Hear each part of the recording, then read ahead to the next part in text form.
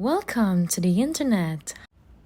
Have you ever heard someone use Skibbity Phantom Tax Ohio Riz and other such alien language in a casual conversation? Ever thought to ask that person what the hell's wrong with them? Yeah, but we're here not to judge people's poor use of free will, but to determine the possible points of miscommunication between those infected with brain rot and those who speak normally. Before we dive deeper into our topic, we must first answer the question, what is brain rot? Brain rot is often described as the phenomenon wherein one consumes massive amounts of repetitive and or absurd low-quality online content. Although its definition has changed throughout the years, a thread of similarity would always be the constant theme of intellectual decay, even from its very first recorded usage way back in 1854. Speaking of intellectual decay, brain rot is directly correlated to the negative impacts of the overconsumption of online media. A few of the relatively common examples of this strange lingo would be GYAT, Sigma, and Riz. These terms have definitions ranging from a large butt to a self-assured and self-reliant man that is considered to be a model of status and attractiveness to one's ability to charm or woo a person, respectively. Some sample sentences where these brain rot terms are used would be: she's got to get down. Gat as a noun refers to a large butt, but it's commonly used as an adjective whenever describing a person with the high-level gluteus maximus. It may also be used to express excitement or surprise. I'm a Sigma, and you are not. The speaker refers to himself as a Sigma, which, as mentioned earlier, is a person that holds themselves with high regard and is seen by others as a paragon of success. In this case, the person may make a claim of his supposed Sigma status, but that does not mean they truly are one. Brain rot has not been the exact same today as it was a few years ago, both in usage and definition.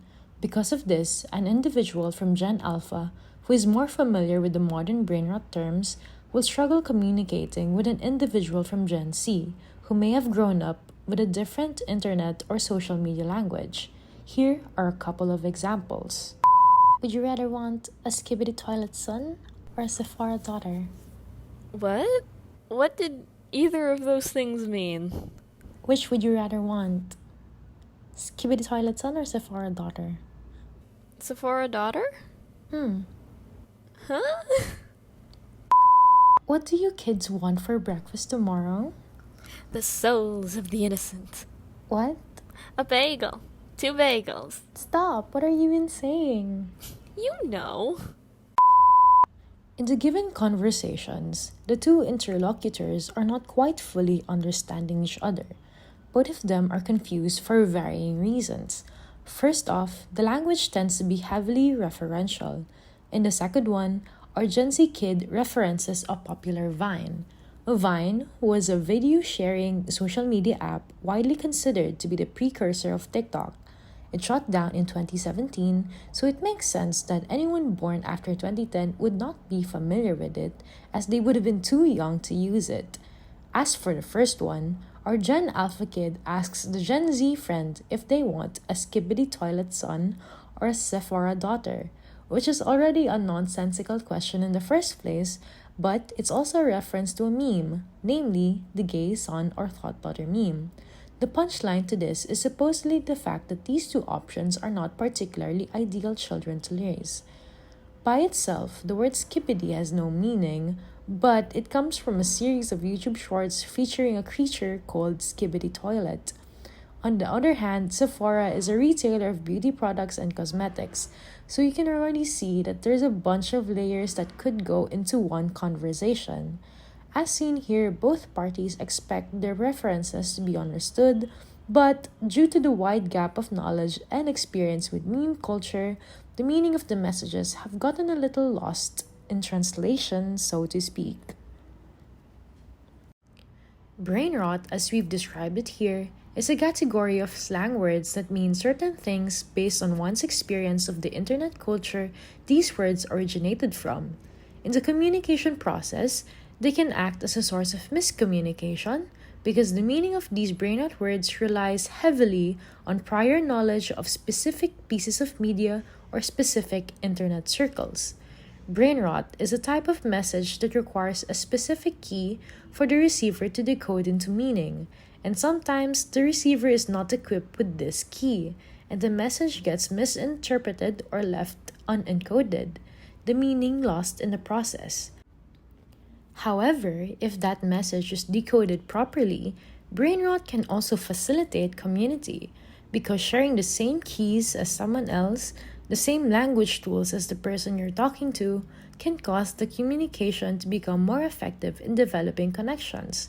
You connect better with others if you can understand each other, especially if your message is encoded in a way that can only be understood by your close companions, your community. With regards to the daily vocabulary, consistent exposure to the brain rot slang allows for different idioms and dialects to seep into everyday speech. It has been noted by multiple individuals that these terms have become widespread, and it's not uncommon to encounter them on a daily basis. It's so prevalent, in fact, that in an article by Melissa Tan, she notes how her daughter seems to encounter and incorporate these terms in her daily life.